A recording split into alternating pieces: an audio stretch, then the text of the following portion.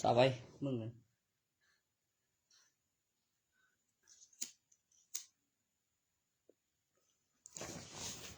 มาบ้านละ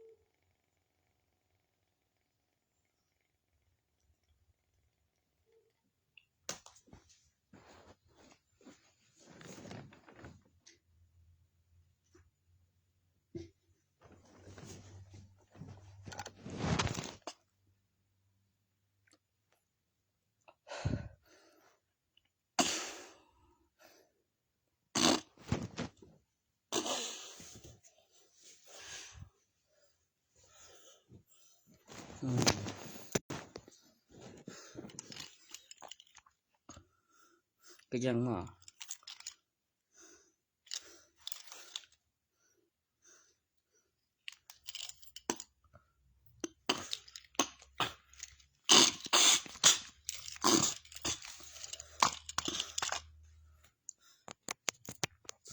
โอเคกินกูนี่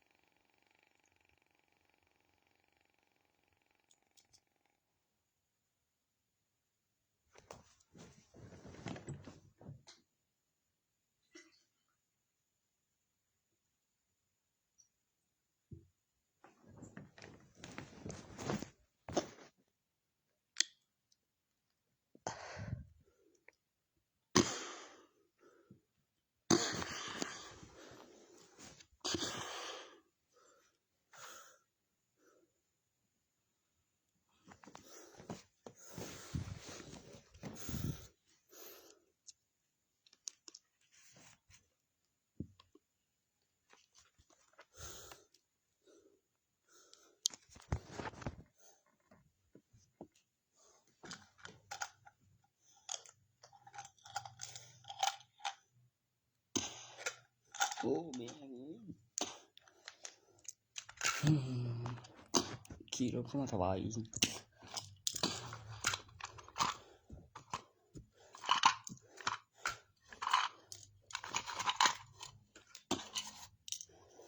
ฉี่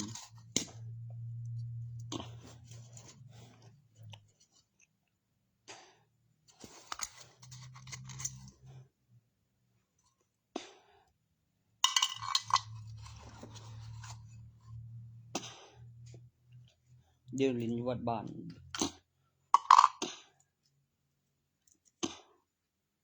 โอ้ดี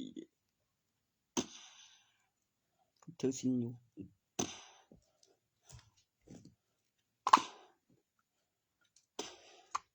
ก็ผูกกฎหมายก็มีบ้านหลายหลังก็มีวัดอีก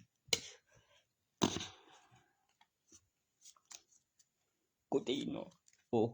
กูเสือกเสือเลยผู้บริหารเกี่ยวเจ้าอาวาสก็ตายเขากำลังเลือกผู้ใหม่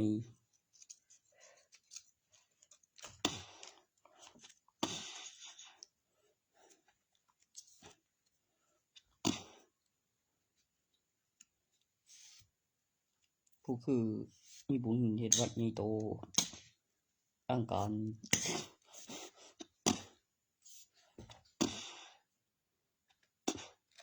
ตาเสกของเสกเงิน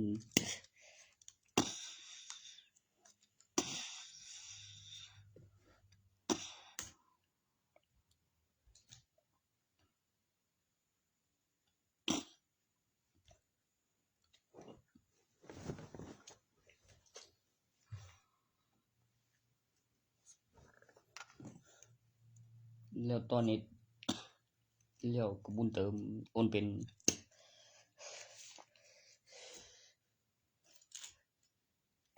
ตัวนี้บุญเติมโอนเป็นใบทะเบียนบ้านกับตัวเลขกับปฏิทินใกล้กันกับใบทะเบียนบ้านกับโทรศัพท์อุปกรณ์สื่อสารหมายเลขต่อสายดินเบอร์บ้านสายแลนต่อไฟไหลสายไฮไฟ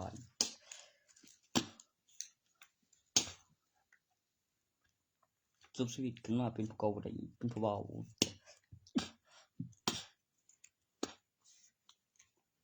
มึงก็บอกบ่ตีนกูเดี๋ยวละทกฝ่ายกูจะเกลียวเป็นทหารตัว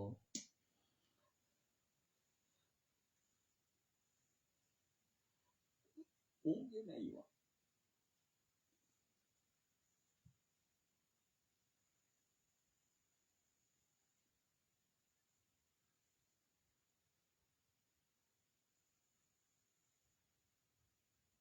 ระวังเด้อ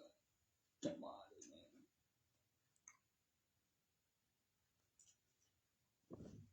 กูว่าอายุเป็นลูกปูซักในตอนได้เปรียวคือจังมันเป็นหลานหรือเป็นลูกปูซัก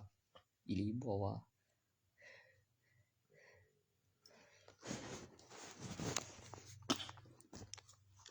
พวกเรื่องงานบ่ได้เด้งูอยู่เป็นอย่างที่เปรียวอนุรักษ์หรือตำรวจมึงตำรวจอนุรักษ์มึงบ่องค์กร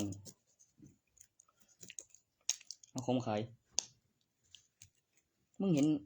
นไอ้ตัวไหนต่ำแฟดนั่นบ่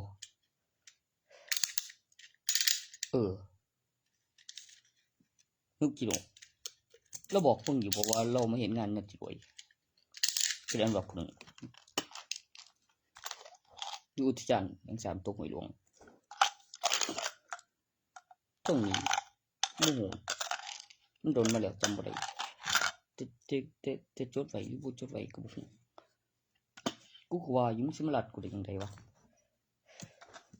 แล้วยังบ่หลายอย่างนะมึงตั้งจะโดนกว่า10 ปีแล้วบ่คือเก่าก็ไปคิดเบิ่งนะบ่ลืมเสียนติ่งใดน้ำเจ้าก็จับบ่ได้ของเก่าขึ้นเบิดเอาไม้ขัน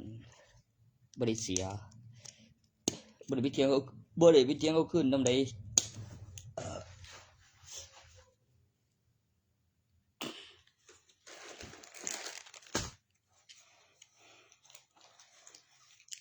เลี้ยงไอ้สันไว้อยู่กันบัดเหตุกับต่อกับยังว่าไกลหลังพอดีสักมันดง10 ปีพันปรักษาหลากแลนแบบแลนแบบตีปีปุ๊บเขาซอยนะซอยบานตามาปุ๊บมาเลยแต่ว่าโตอยู่เถียงหน้านั้นเสือเลยแมงล็อกทางในฝืนในห้องตองหันก็ยังโซเหมือนตายมันพยายามร้องบ่ได้เผาเลยจะตามหลายเทโดนใจเหมือนตาให้แจ้งความจึงสิขาย แบบนิวเคลียร์มันจะมายึดทรัพย์กูได้จังไดต้องไปแจ้งความหามึงก่อนบ่ทันยิงเลยคือจะซื้อผิดโอ้ยอุตส่าห์ประกอบเป็นนำกับเซ็นเซอร์ดาวเทียมส่วนตัว GPS โซฟืนได้มองบ่ได้เผามาเว้าเรื่องร้ายใครเลยบ่เราจะรอทงเลยถึกตีนยังไม่ถึกตีนวะอีหลีแม่งร้องเจอมือตากูที่เราเฮ็ดจำได้ย้อนบ่ได้ดอกสดหำเส้นข้างๆยังพิจารณากินหมิ่นแจ้งความหาจังสิออกมาตัวที่ใส่2เท่าไหร่เอาว่าส่วนงานหลายไหมครับไม่แจ้งตายไม่ตายจริงแล้วอีกรอบคุณตำรวจครับมันเอิ้นหยังกับเอาที่มันบ่ผิดกฎหมายถูกระเบียบวินัยกำไรสิกินหาแล้วสั่งพัฒนาเชื่อว่ามีเงินเดือนจริงอุปกรณ์ให้ถึงเช็คอินตอกบัตรวันที่เวลาเหตุการณ์อีหยังวะสิมาตีกูอีหยังบัดนี้กูเล่นอยู่อันกูเล่นอยู่อันกูติ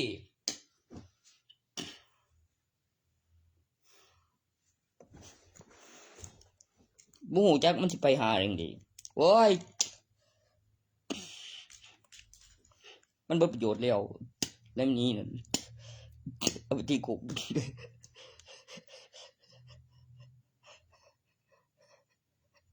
บ่บ่จบหมอมาแล้วกูเสี่ยงกับบำบัดจบแล้วมีเอกสารหลักฐานไป10 ปีวน2ปานเองไปแก้มาสั่งนักขูดเลขคัดสีทะเบียนตั้งค่าของต่อจากประมูลตั้งราคาเอามาอ้างแล้วก็มาเลือกก็เฮ็ดไปนำบ่ได้โกหกที่ของจรครับลุงประกรณ์โว้ยอยู่มาวิทยาลัยทานสั่งหางานที่ถ้าพออาจารย์ใส่รับสั่งก็คือว่าหยังเว้ยมันแม่นบ่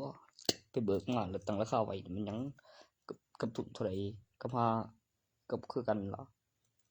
แล้วเฮ็ดไปนำแล้วคือสั่งของทุนแล้วแต่งใบนำแล้วประกอบเครื่องนำก็ประดิษฐ์สิงกับตั้งราคาโลหะเลขดูดบ่ดูดแยกสีแยกวัตถุแล้วขึ้นรูปสินแข่งออกราคากำไรก็มันเซาเฮ็ดบ่ได้เด้ก็มันเป็นสินไม่สูญไม่สลายมีค่ามีประโยชน์ต่อการพัฒนาไม่น้อยลงมีสรรพคุณความสามารถเป็นเครื่องประดับพืชสังเคราะห์แสงเป็นแกนผ่านการเผาไหม้บ่มเอาอาถรรพ์มีที่รั่วไทเทเนียมไคโลระยะเวลาตำแหน่งเดิมประสานอินพลังงานไฟฟ้าพลังงานทดแทนสิ่งที่ผ่านการพิสูจน์จากหลักการทางธรรมชาติแล้วเป็นสิ่งมีชีวิตเหล็กดูดไม่ดูดเป็นแกนพืชสังเคราะห์แสงเป็นแกนเป็นเพชร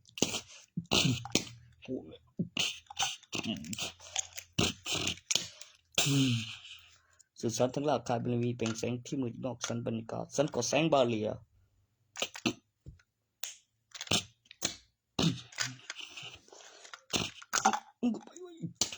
หัดเตรียมที่จอดอีกไม่นานเลี้ยวเรียงตัวอักษรที่มันคงตรุกตราน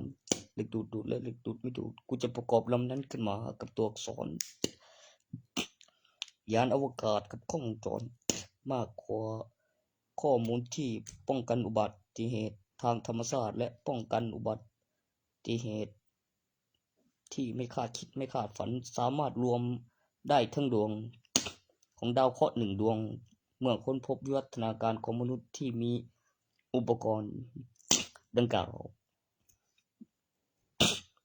กูจะเอายานมาจอดแล้วค่อยสร้างขึ้นอีกยานหนึ่งก่อนอื่นมันต้องหาที่จอดแล้วก็เรียกในตำแหน่งที่เป็นกำไรราคาแล้วออกมาเห็นก่อนเป็นอุปกรณ์ยานพาหนะเพราะกำไรวัตถุ ถูกสูญสลายเป็นเครื่องประดับจากการขึ้นรูปแบบของมนุษย์แปรรูปปลุกเสกเป็นอะไหล่เป็นอุปกรณ์การตอบสนองประโยชน์ภาษาใช้พลังงานไฟฟ้าโลหะที่นำไฟฟ้าเหล็กดูดไม่ดูด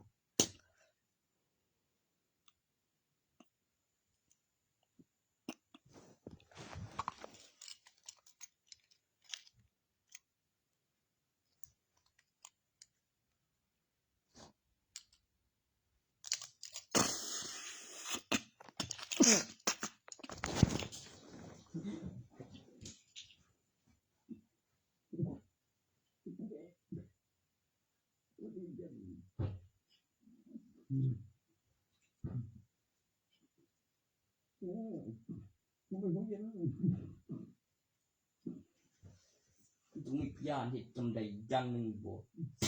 บ่กัน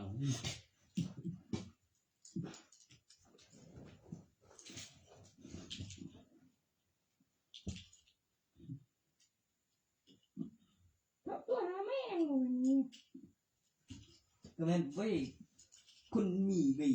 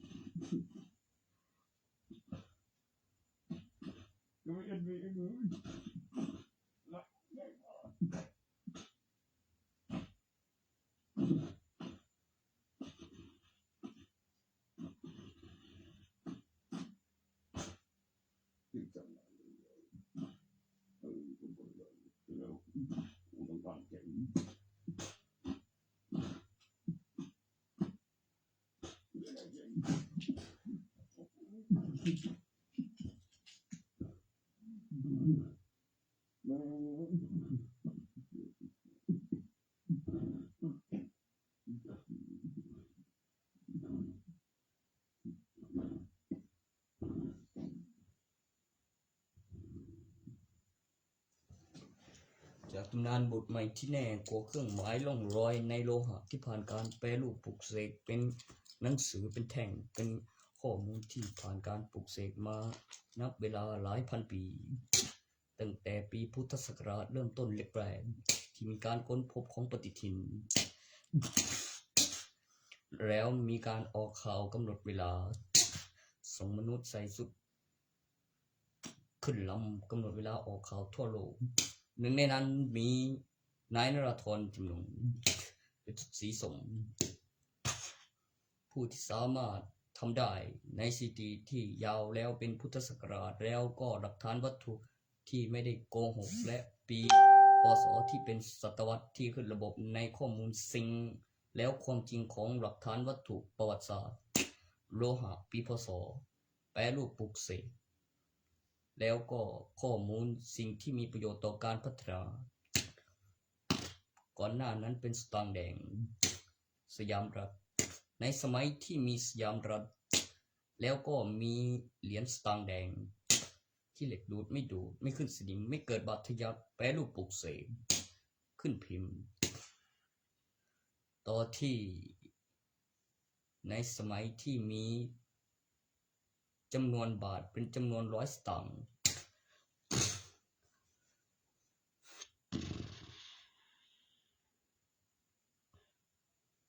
แล้วก็กำไรวัตถุถือกำเนิดขึ้นในที่มีการค้นพบแล้วสิ่งที่เรียกของน้ำหนัก1บาทตราแผ่นดินในสมัยรัชกาลที่9แล้วก็เป็นเหรียญโบราณเป็นวัตถุปลุกเสกขึ้นรูปแล้วน้ำหนักแปรรูปปลุกเสกสีทองเป็นสีทองสว่างของน้ำหนักเหรียญตราแผ่นดินแล้วก็แปรรูปขึ้นรูปเป็นเส้นขึ้นห้างมีการตั้งราคาที่ถือกำเนิดทอง1บาทของน้ำหนัก1บาทของ1บาทตราแผ่นดินในสิ่งที่เรียกแล้ววัตถุโบราณโอ้กูจะเอายัง ไปไหววะก่อนนานกูจะเอารัฐบาลเป็นประกันละข้างผลิตเงินก่อนจะมีธนาคารมัน4ค่าเติมของ4เขาข้างพร้อมกันห้ามว่างเขาข้างส่วนโตพร้อมกันกับข้างกลางบสุนสลายคอยบ้าขนาดเขาไฟชิเมนเด้งได้ระเบียบข้างค่าเติมของ4มีคำลงรัฐบาลมีเดือนมีคนมีเงินดี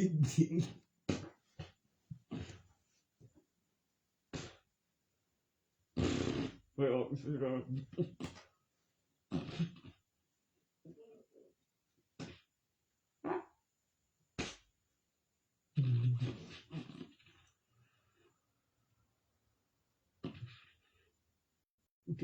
เอาเยอะจังเยอะ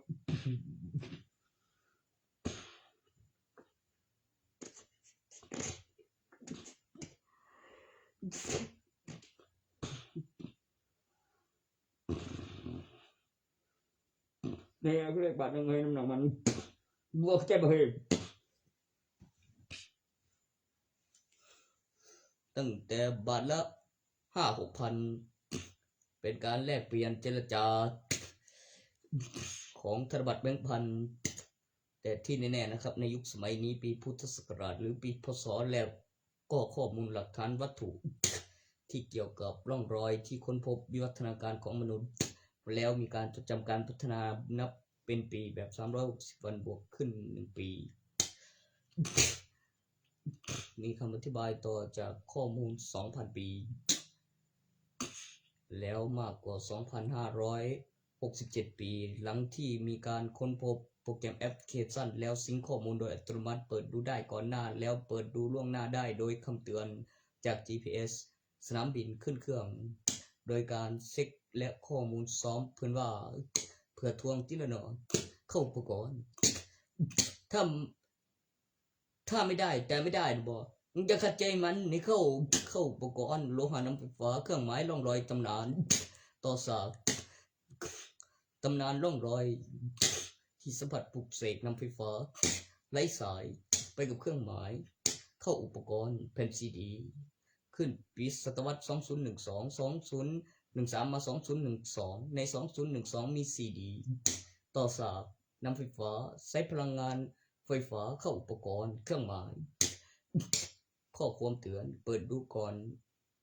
2011แล้วกลับขึ้นมาใน2026ก็ได้ในคำอธิบายเมื่อกี้ในปี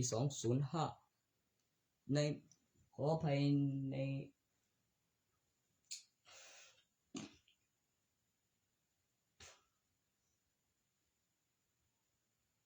ข้อมูลที่เกี่ยวกับเรื่องที่หายไปนานของรุ่น4มาถึงรุ่น5รุ่น6แล้วมีลูกแล้วก็มันจะไม่ใช่ได้ไงเมื่อลูกกับพ่อมีประสบการณ์แล้วออกจากดินแดนสวรรค์มาที่ต้องวางลายไฟไว้ก่อนมหาวิทยาลัยท้องได้คนล้มท้อง9 เดือนเอกสารชื่อบิดามารดาแล้วผู้หญิงไปฝากท้องแล้วมีห้องเก็บเอกสารฝากท้องแล้วรู้ว่าใครเป็นบิดาแล้วมาแก้ในการ์ตูนแล้วมีอัลบั้มท้องใหญ่ได้จังไดวะพูดถึงเรื่องความจริงหรือเปล่าแล้วก็ทรังเบต้าที่มันออกมาแบบลูก2มีตอนโตแล้วทำให้เชื่อถือกันเองแล้วมีฟิเซอร์ซ่อมได้เป็นลูกครึ่งหายใจได้ในจักรวาลเป็นลูกติดพ่อช่วยมากับตายสุเร่งได้ลูก2มีตอนโตให้ดูมีหลักฐานพ่อแน่กลัวมี2 ตัวแยกล่างไม่ใช่ให้เชื่อถือกันเองดูไป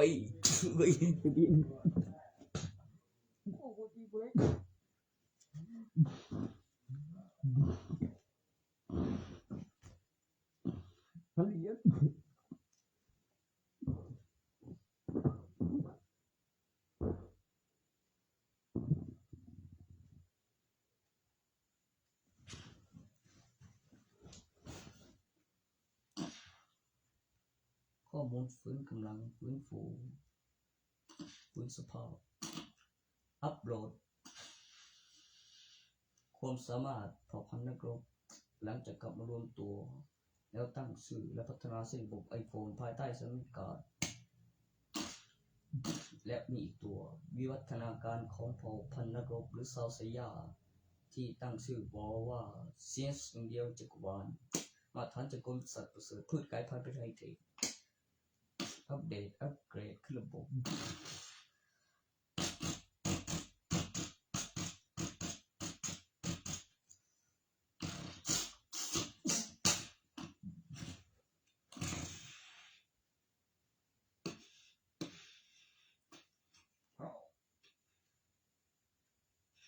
สันก็แสงมาเลยเอาแม่งบ่โง่กูตีกูแท้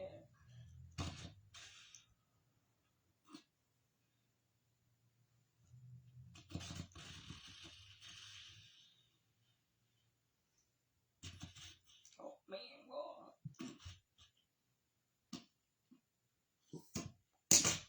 แจ้งความทาและแจ้งความกินขึ้นและคือซื้อผิด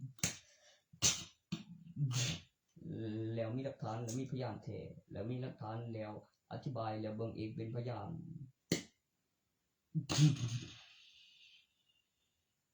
แล้วก็จะที่มีพยานมีความมหัศจรรย์แล้วคิดเฉยไม่ผิดไปลูกกับเสกปรุงรสฟื้นกำลังฟื้นฟูฟื้นพลังให้ร่างกายเพิ่มความแข็งแกร่งความไวคล่องตัวเคลื่อนที่โดยสะดวกถนัดซ้ายขวา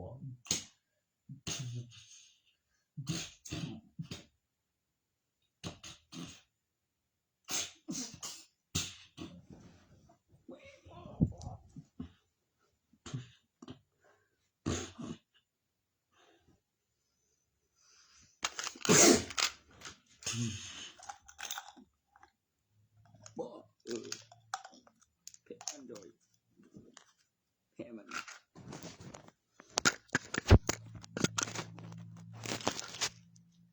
ซิงค์ข้อมูลโดยอัตโนมัติ